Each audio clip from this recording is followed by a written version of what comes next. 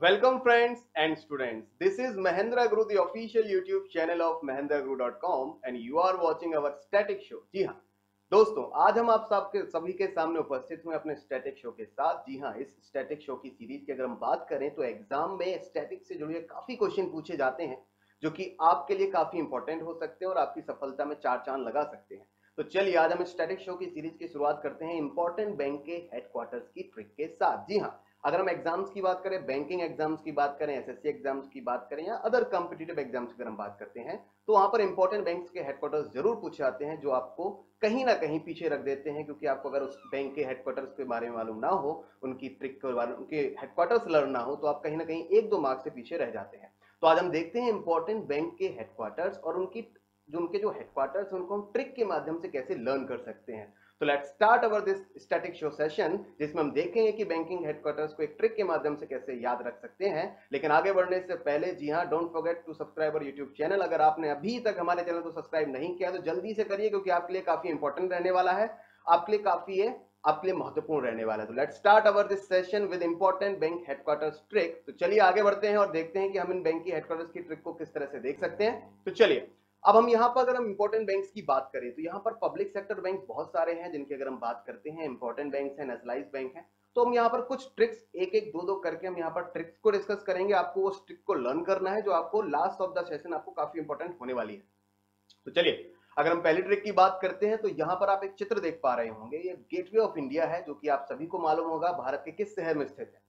जी हाँ, अगर हम गेटवे ऑफ इंडिया की बात करते हैं तो भारत के मुंबई शहर में स्थित है। तो पहली ट्रिक हमारी यहीं से निकल के आएगी कि गेटवे ऑफ इंडिया कहाँ स्थित है। Where is the gateway of India established, या where is the gateway of India is built in which of the following city. अगर आपसे इस तरह का प्रश्न होता है तो आपको याद रखना है गेटवे ऑफ इंडिया भारत के मुंबई शहर में स्थित है। तो आप यहाँ पर इस ट्रिक के लास्ट के दो वर्ड आप देख पा रहे होंगे, ऑफ इंडिया।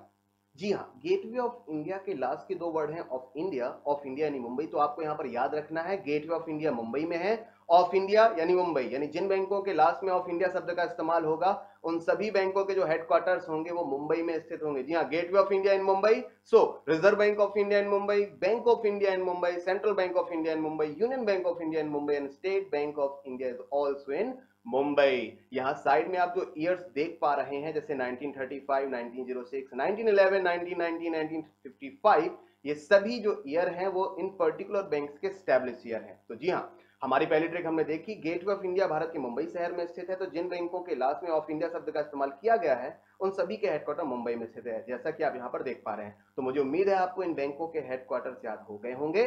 जिन बैंकों के लास्ट में ऑफ इंडिया शब्द का इस्तेमाल है सभी के हेडक्वार्टर्स मुंबई में स्थित हैं। तो now let's see and let's move for the next important trick, जिससे आप हम इंपॉर्टेंट बैंक के हेडक्वार्टर्स को याद कर सकते हैं। अरे ये क्या, यहाँ पे हमने डोसा को देख रहे हैं, एक इंडियन मसाला डोसा हमारे सामने उपस्थित है।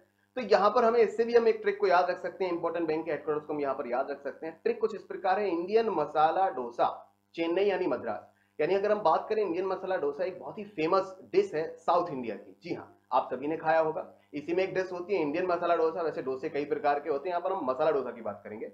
तो इंडियन मसाला डोसा अगर आपको याद रखना है तो हम सभी को मालूम है कि भारत के साउथ में फेमस है। और किस शहर की अगर हम पर्टिकुलर बात करते हैं तो मद्रास, आपने नाम सुना होगा, कई जगह आपने नाम भी देखे होंगे, मद्रास कैफे या मद्रासी मसाला डोसा कॉर्नर। मद्रास को आज हम चेन्नई कहते हैं। तो बहुत इजी से आपको याद रखना है, इंडियन मसाला डोसा कहाँ फेमस है, चेन्नई में फेमस है। तो जी हाँ, यहाँ पर आप इंडियन वर्ड को देख पा रहे होंगे, वो अंडरलाइन है। तो हमें यहाँ से इस तरह इसको याद रखना है कि जिन बैंकों के लास्ट में या जिन बैंकों की शुरुआत में, जी हाँ, जिन बैंकों की शुरुआत में अगर इंडियन शब्द का इस्तेमाल किया गया है उन सभी बैंकों के हेडक्वार्टर चेन्नई में स्थित हैं। 1907 इंडियन बैंक चेन्नई यानी इंडियन मसाला डोसा, तो Indian bank headquarter in Chennai. 1937 Indian overseas bank is also इन चेन्नई, यानी यहाँ पर भी इंडियन शब्द का इस्तेमाल किया गया है तो इस बैंक का भी हेडक्वार्टर हो जाएगा चेन्नई। यानी Indian masala dosa, Indian bank, Indian overseas bank, Chennai. Now let's move for the next important trick. Next important trick is Punjab मतलब नई दिल्ली। आपको एक लाइन याद रखनी है, पंजाब मतलब नई दिल्ली। और आप हम ये भी कह सकते हैं कि दिल्ली के जो सीएम है केजरीवाल, वो पंजाब गए हैं वहां के चुनाव लड़ने के लिए। पंजाब मतलब नई दिल्ली, आपको कुछ इस तरह से याद रखना है कि जहां जहां पंजाब शब्द का मतलब है या पंजाब शब्द इस्तेमाल किया जाता है वहां आपको नई दिल्ली याद रखना है। इस तरह से इसको याद रख सकते हैं। कैसे, जैसे हम बात करें, अगर 1894 में पंजाब नेशनल बैंक की अगर हम बात करते हैं तो सबसे पहले वर्ड आया पंजाब, तो मैंने आपको बताया नई दिल्ली। तो पंजाब नेशनल बैंक का जो हेडक्वार्टर है वो नई दिल्ली में स्थित है। 1908 Punjab and Sindh bank is also in Mumbai, sorry is also in New Delhi. जी हाँ, पंजाब तो पंजाब मतलब नई दिल्ली है, तो पंजाब नेशनल बैंक का हेडक्वार्टर भी नई दिल्ली हो जाएगा और पंजाब एंड सिंध बैंक का हेडक्वार्टर भी नई दिल्ली ही हो जाएगा। तो मुझे उम्मीद है कि ये ट्रिक्स आपको आसानी से समझ में आ रही होंगी और आसानी से आप लर्न भी कर पा रहे होंगे। तो now let's move for the next important trick. देखते हैं अगले बैंक की ट्रिक क्या है और अगले बैंक के हेडक्वार्टर को हम किस तरह से याद रख सकते हैं। तो जी हाँ, यहां पर ट्रिक में हम देख पा रहे हैं बड़ौदा मतलब वडोदरा। आपको याद होगा बैंक ऑफ बड़ौदा की अगर हम बात करते हैं, बैंक ऑफ बड़ौदा को 1908 में स्टैब्लिश किया गया था। तो अगर हम इस बैंक के हेडक्वार्टर को अगर हमें याद रखना है तो हमें कुछ इस तरह से ट्रिक को याद रखना होगा। बड़ौदा मतलब वडोदरा। जी हाँ, बड़ौदा वडोदरा वडोदरा बड़ौदा बड़ौदा वडोदरा, कुछ इस तरह से। जैसे आप लोगों ने कभी पोएम वगैरह पढ़ी होगी तो पोएम के जो लास्ट के वर्ड होते हैं उनमें सेम सेम तुक बनता है, मतलब सेम सेम रिदम निकलता है, लाइक करो मरो डरो गिरो, इस तरह से लास्ट के वर्ड काफी सेम सेम होते हैं। तो इस तरह से हमें याद रखना है बड़ौदा मतलब वडोदरा, वडोदरा बड़ौदा बड़ौदा वडोदरा बड़ौदा बड़ौदा। आई थिंक आप इसको इजीली समझ पा रहे होंगे। तो बैंक ऑफ बड़ौदा की अगर हम बात करते हैं तो बड़ौदा, मैंने आपसे कहा इस लास्ट वर्ड को आप रख लीजिए, बड़ौदा। फिर से अगर हम बात करें बड़ौदा बड़ौदा वडोदरा। जी हाँ, तो अगर हम बात करें कि बैंक ऑफ बड़ौदा बड़ौदा वडोदरा, तो इस तरह से हम इसको याद कर पा रहे हैं इजीली कि बैंक ऑफ बड़ौदा बड़ौदा बड़ौदा वडोदरा। तो जब भी इस बैंक का हेडक्वार्टर आता है बैंक ऑफ बड़ौदा, तो बड़ौदा से ही मिलता जुलता शब्द है वडोदरा, तो आप इसको इजीली याद रख सकते हैं। तो आई थिंक आपको ये ट्रिक समझ में आ गई होगी, bank of Baroda Baroda Baroda Baroda Vadodara, easily. Now let's move for the next important trick, and next important trick is Andhra Pradesh की राजधानी आप सभी को मालूम होगी हैदराबाद है। अगले 10 सालों के लिए जो राजधानी रहने वाली है वो हैदराबाद रहने वाली है। और हमें मालूम है कि आंध्र प्रदेश का बंटवारा भी हो चुका है, तेलंगाना एक प्रदेश अलग बना दिया गया, आंध्रा एक प्रदेश अलग बना दिया गया और उसकी राजधानी जो होने वाली है वो अमरावती होने वाली है। लेकिन हमें यहाँ पे कुछ इस तरह याद रखना है कि आंध्र प्रदेश की जो राजधानी है वो हैदराबाद में स्थित है।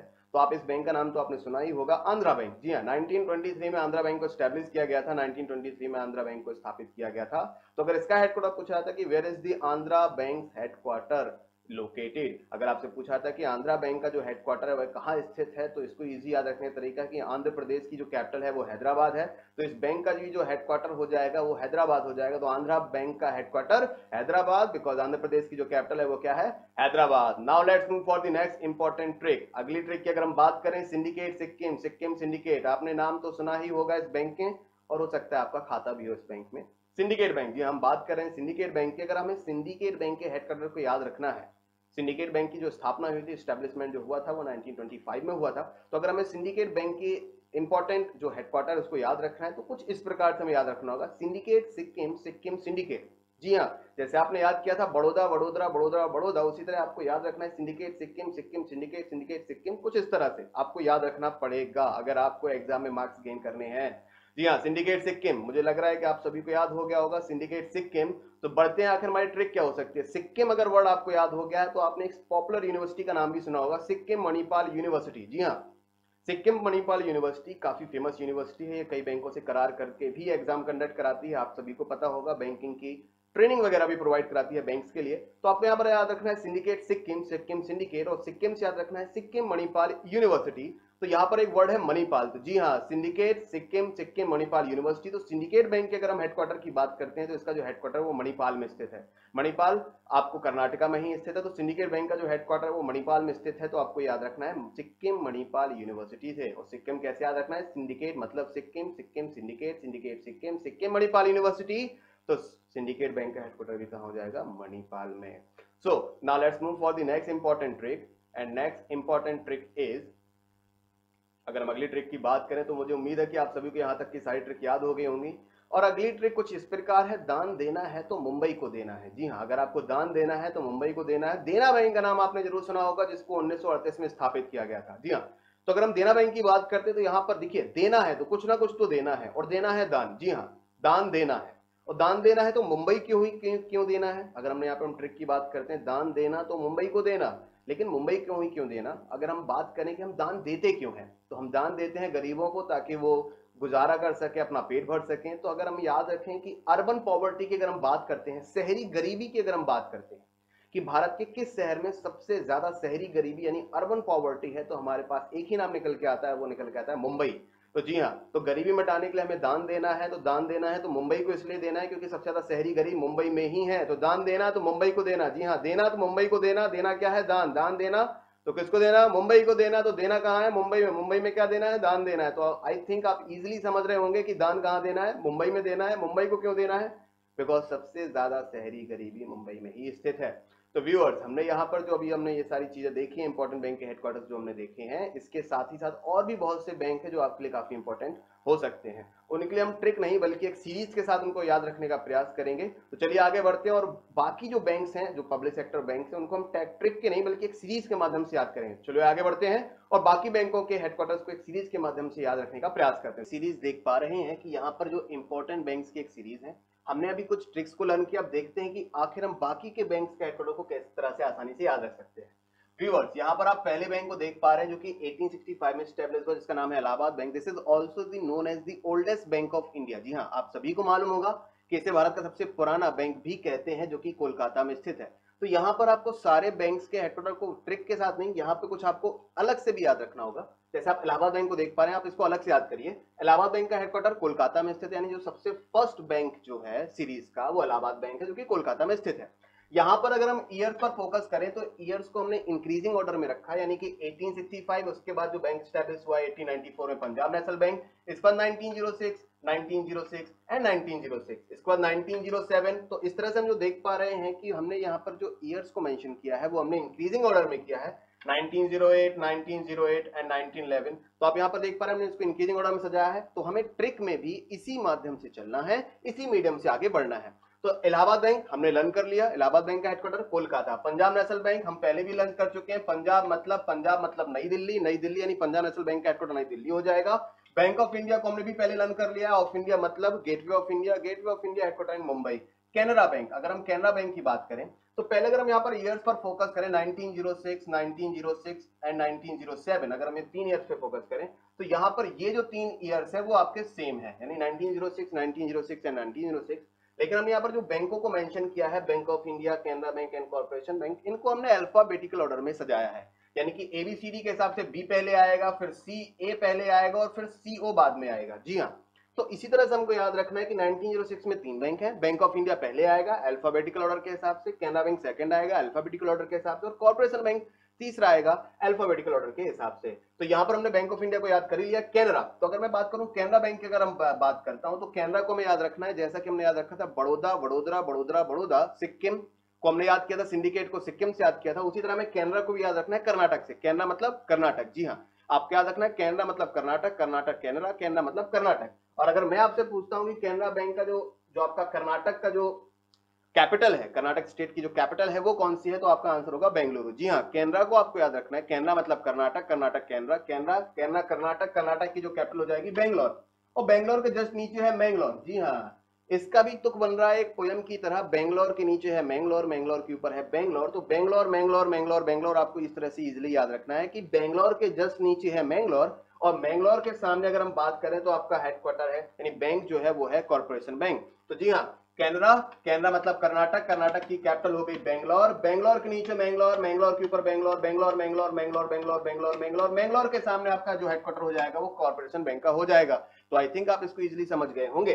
चलिए आगे बढ़ते हैं अगले बैंक के हेडक्वार्टर की तरफ। इंडियन बैंक हम पहले भी देख चुके हैं, इंडियन मतलब मसाला डोसा। तो इंडियन मसाला डोसा कहां मिलता है, चेन्नई में मिलता है। चलो हम इसको लर्न कर लिया। आगे बढ़ते हैं, bank of Baroda 1908, bank of Baroda, Baroda, Baroda, Baroda, Baroda, Baroda, Baroda, Vadodara, हमने इसको इस ट्रिक के माध्यम से याद किया था। पंजाब एंड सिंध बैंक, पंजाब की अगर हम बात करें, पंजाब मतलब नई दिल्ली, हम पहले ही याद कर चुके हैं, यानी Punjab Bank and Sindh bank का भी हेडक्वार्टर कहां हो जाएगा, नई दिल्ली ही हो जाएगा।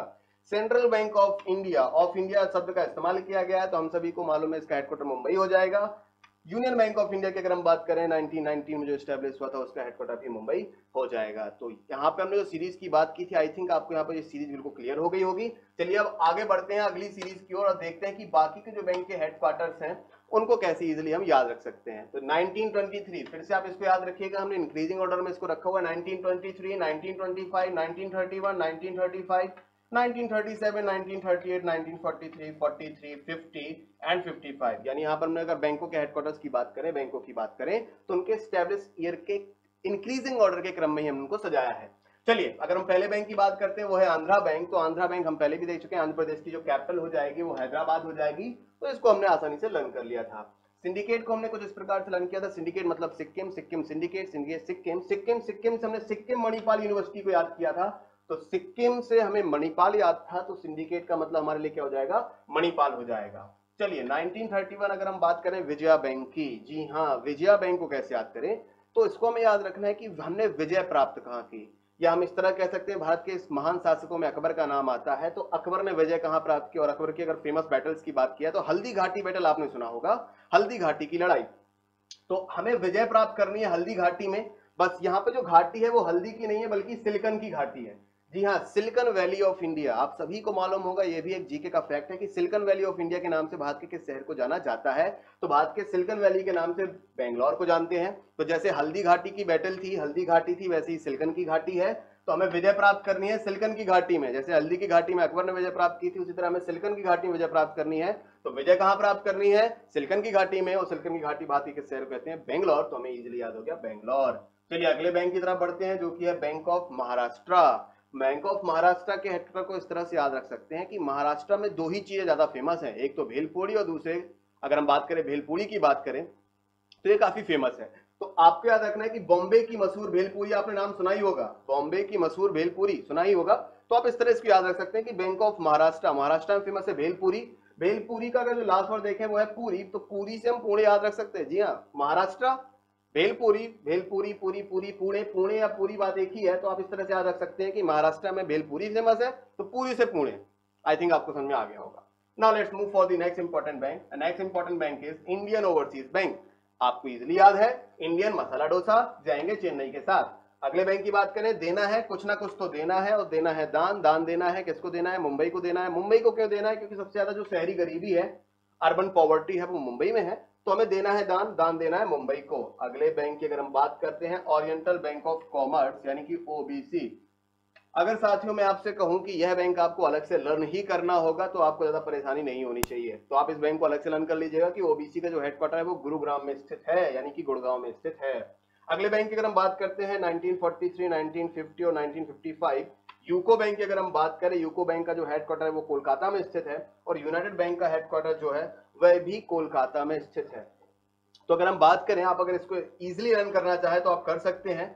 जितने भी यू से स्टार्टिंग बैंक है उनको हम कोलकाता के साथ रख सकते हैं, यानी यूको बैंक भी यू से स्टार्ट है और यूनाइटेड बैंक ऑफ इंडिया भी यू से स्टार्ट है। तो यू मतलब हमें कोलकाता याद रखना है।